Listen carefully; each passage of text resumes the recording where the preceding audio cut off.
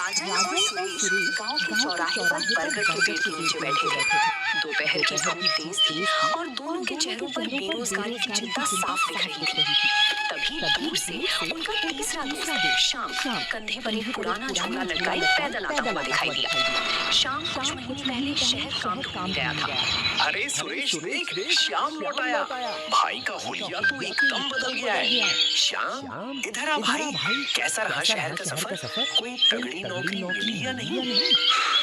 भाइयों, नौकरी तो मिली थी एक बड़े रेस्टोरेंट में, पर शहर की उस भागदौड़ में दिल नहीं लगा। वहाँ बस टेंशन मिलती थी, सुकून नहीं। यार तू भी वापस आ गया। हम यहाँ पहले से ही खाली बैठे। गांव में तो वैसे ही कोई काम धंधा नहीं है। अब क्या करेंगे? हार क्यों मान रहे हो? मैं खाली हाथ नहीं आया हूँ। शहर से एक हुनर सीख कर आया हूँ। वहाँ मैंने एक शेफ के साथ काम किया और पास्ता बनाना सीखा। पास्ता? ये क्या बनाया भाई? हमारे गांव में तो लोगों ने सिर्फ रोटी चावल और लिट्टी चोखा खाया है। ये कोई विदेशी बीमारी तो नहीं है? अरे नहीं भाई, ये मैदे और सूजी से बनने वाली एक जबरदस्त चीज है। जब इसे मसाले और सब्जियों के साथ पकाते हैं तो लोग उंगलियां चाटते रह जाते हैं। मैंने सोचा है कि हम तीनों मिलकर गांव में पास्ता का ठेला लगाएंगे। पास्ता का ठेला? वो भी हमारे पिछड़े गांव में? श्याम, लोग तुझे पागल समझेंगे। यहाँ किसी को नूडल्स का नाम तक ठीक से नहीं पता। तेरा विदेशी पास्ता कौन खरीदेगा? यही तो हमारी चाल है राजन। हम इसे शहर जैसा नहीं बल्कि अपने देसी स्वाद में बनाएंगे। गांव के मसाले, तीखा स्वाद और सस्ती कीमत। तुम दोनों मेरा साथ दोगे या नहीं? देख भाई, वैसे भी हमारी जेब तो बिल्कुल खाली है। खोने के लिए कुछ नहीं है। अगर तू कहता है तो मैं तैयार हूँ, पर पैसे कहाँ से आएंगे? मेरे पास शहर की कमाई के 3000 रुपए बचे हैं। बस एक पुराना ठेला और कुछ बर्तन चाहिए। चलो आज से ही तैयारी शुरू करते हैं। तीनों दोस्तों ने मिलकर काम शुरू कर दिया। राजन ने अपने घर के कबाड़ से एक पुराना लकड़ी का ठेला निकाला, जिसे तीनों ने मिलकर साफ किया। सुरेश ने घर से पुराना गैस चूल्हा और कढ़ाई का इंतजाम किया। शाम को गांव के बाजार के कोने में उनका ठेला सज चुका था, जिस पर लिखा था गांव का देसी पास्ता। श्याम, बैनर तो मस्त लग रहा है, पर ये देख, लोग हमें ऐसे देख रहे हैं जैसे हम कोई अजूबा बेच रहे हैं। हाँ भाई, आधे घंटे से लोग सिर्फ दूर से खड़े होकर देख रहे हैं। कोई पास आने की हिम्मत नहीं कर रहा। डर लग रहा है कि आज पौनी होगी भी या नहीं।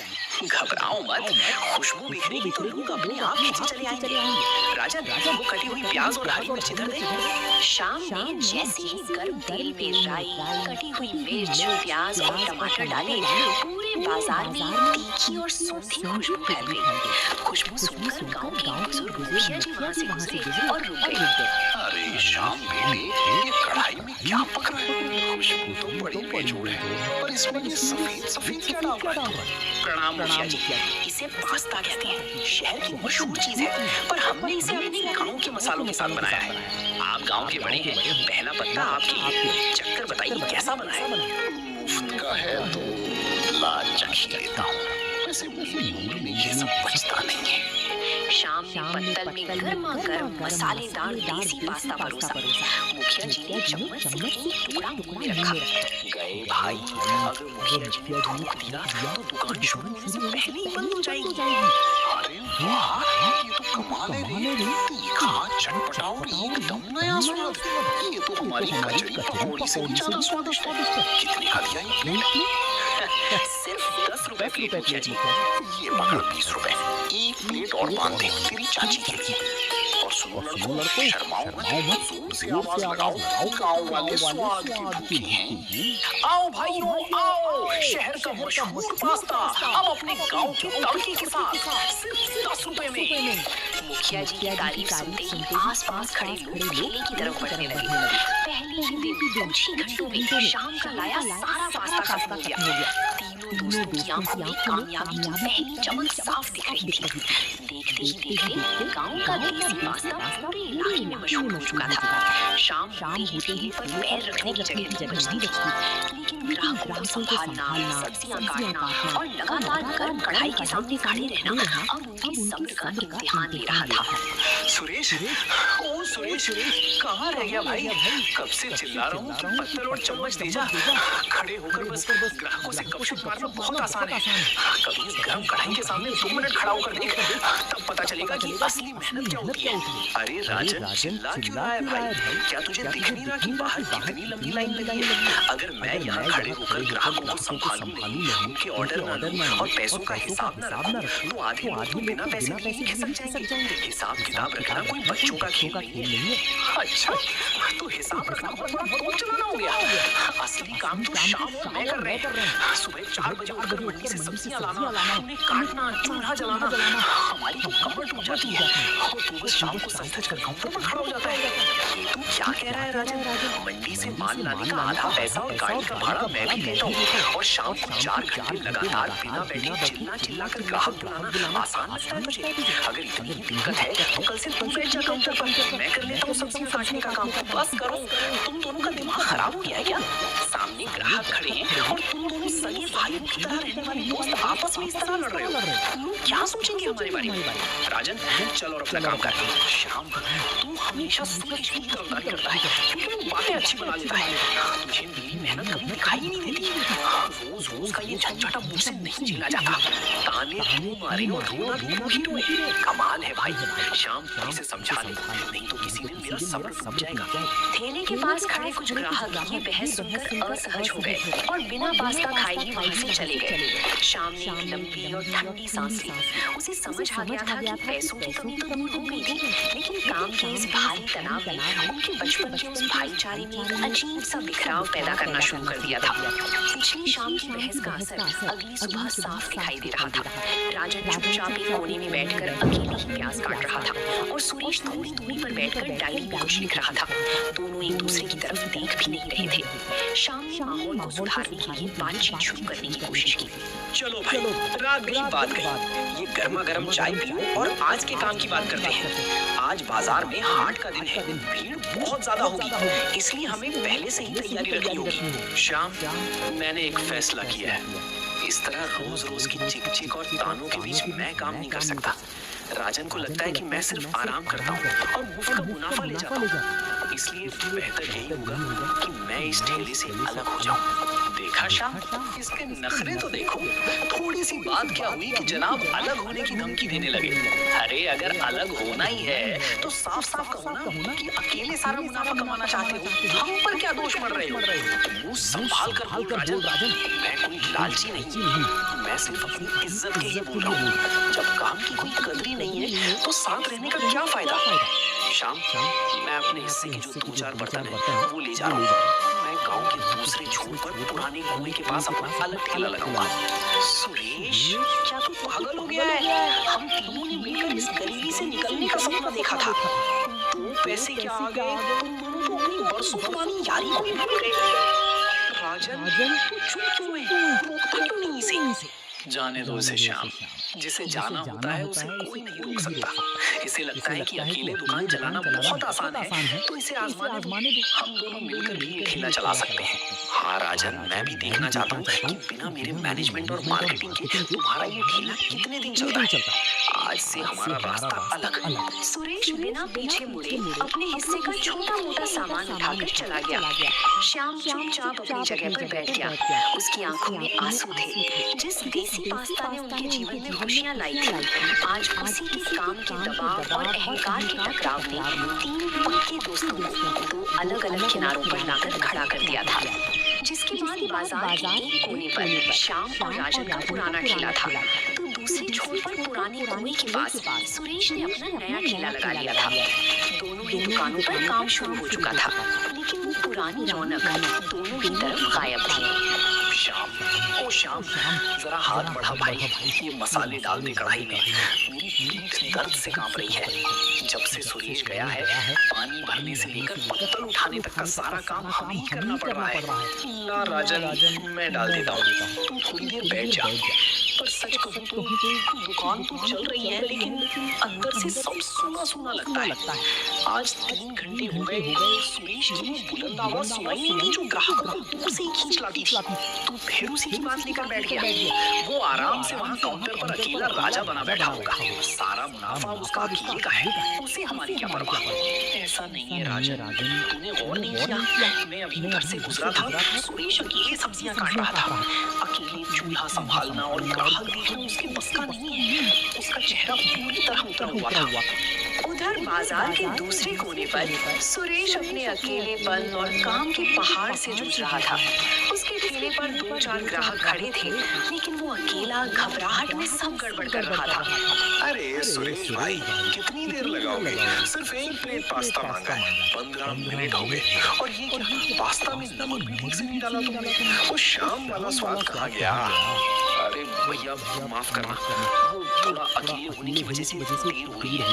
मैं नमक अभी ऊपर से डाल देता हूँ, थोड़ा सब्र रखिए। अकेला आदमी क्या क्या संभाले।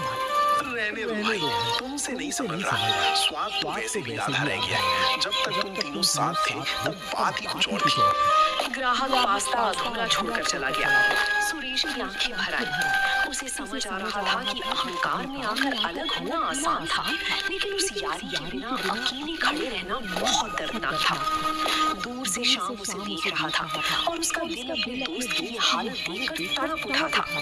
लगभग 2 हफ्ते बीत चुके थे। दोनों तरफ काम चल तो रहा था। तभी एक दिन दोपहर के बाद अचानक मौसम में गड़बड़ हुई। आसमान में घने काले और डरावने बादल छा गए। देखते ही देखते तेज आंधी चलने लगी और मूसलाधार बारिश शुरू हो गई और पानी सड़कों पर बहने लगा। श्याम, हवा बहुत तेज है। ये तिरपाल हाथ से छूटी जा रही है।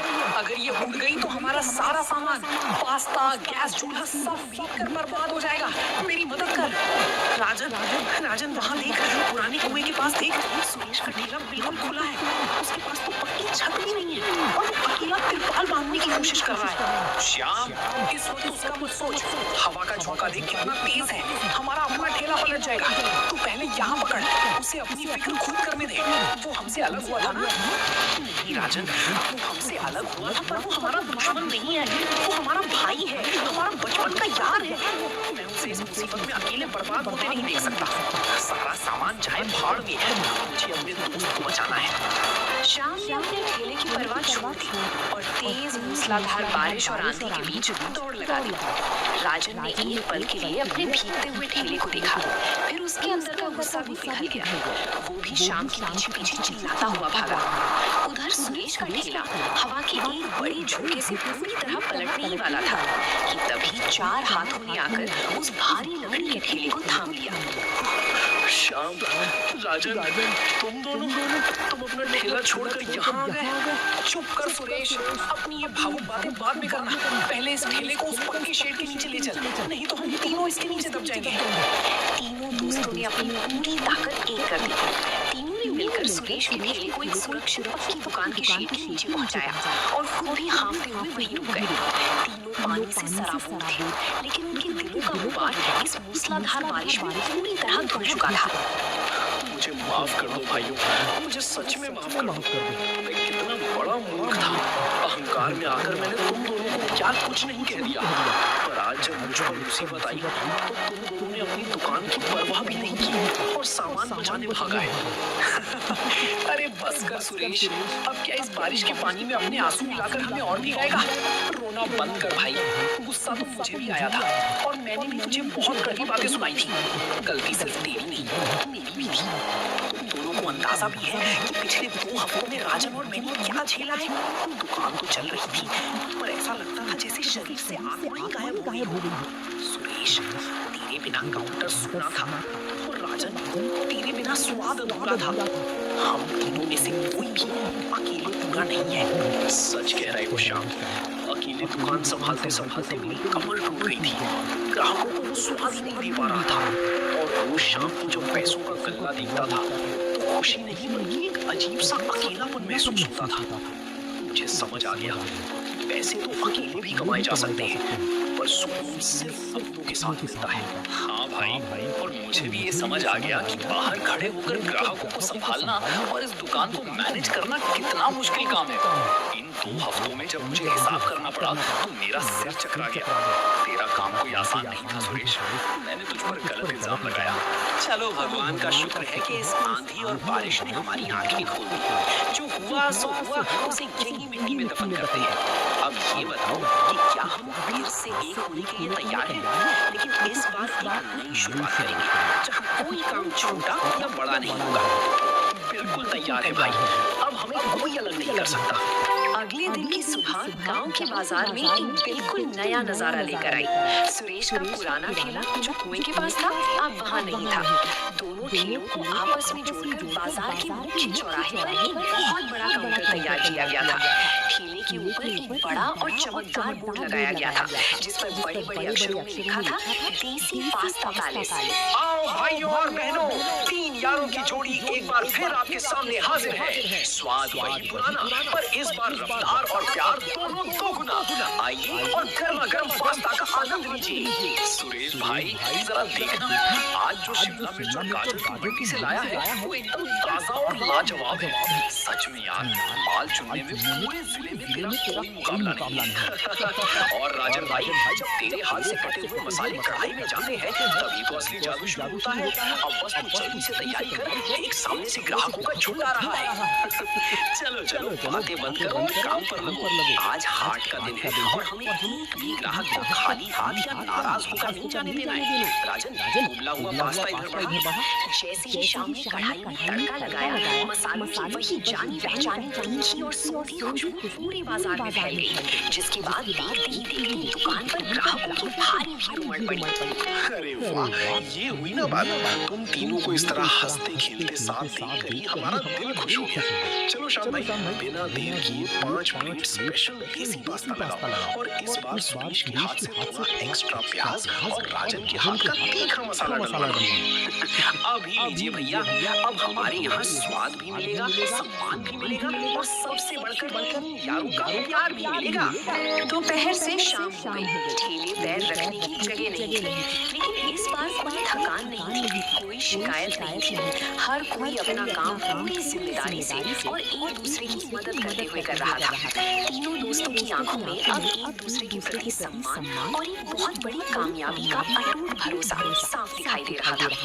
तभी एक दिन शाम के समय बाजार के कोने में शहर से आई एक बड़ी चमचमाती कार आकर रुकी। उसमें से एक सूट बूट पहने हुए व्यक्ति उतरे जो शहर की बहुत बड़ी फूड कोर्ट चेन के मालिक थे। आइए साहब, स्वागत है आपका हमारी देसी पास्ता के ठेले पर पधारने के लिए धन्यवाद।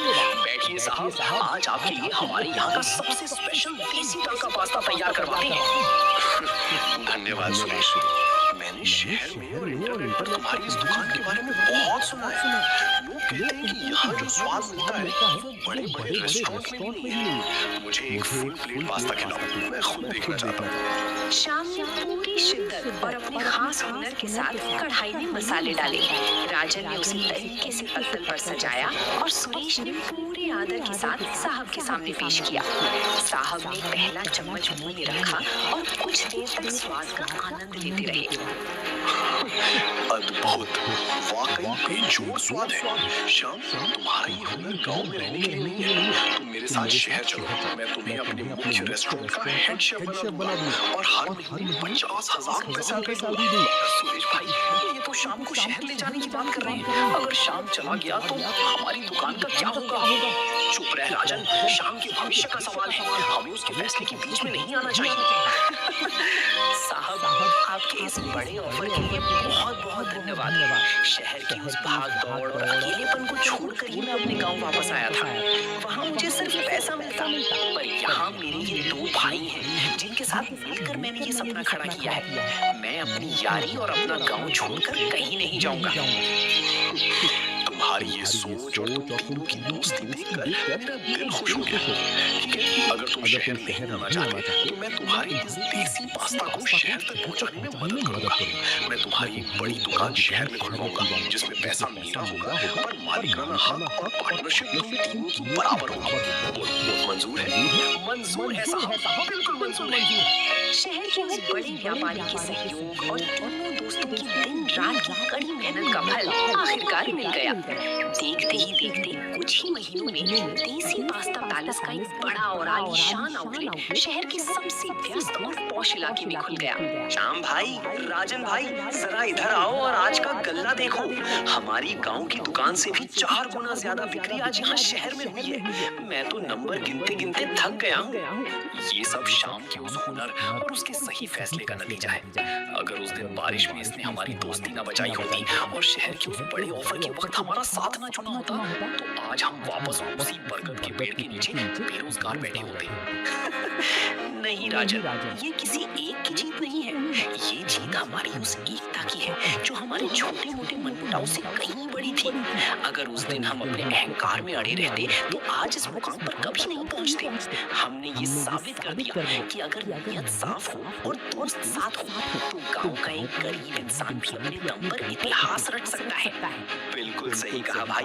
काम का दबाव चाहे जितना हो या विचारों में थोड़ा बहुत मतभेद हो, पर दिल हमेशा एक होने चाहिए। अब हमारी ये यारी इस दुकान की तरह हमेशा चमकती रहेगी। चलो चलो, अब भावुक होना बंद करो। बाहर ग्राहकों की लाइन लग चुकी है, स्टाफ बेचारा परेशान हो रहा है। श्याम भाई, अपनी वो खास करची उठाओ और शहर वालों को अपने देसी तड़के का दीवाना बना दो। तो दोस्तों, आप लोगों को ये कहानी कैसी लगी कमेंट करके जरूर बताएं और ऐसी कहानियों को देखने के लिए वीडियो को लाइक करें और चैनल को सब्सक्राइब करें।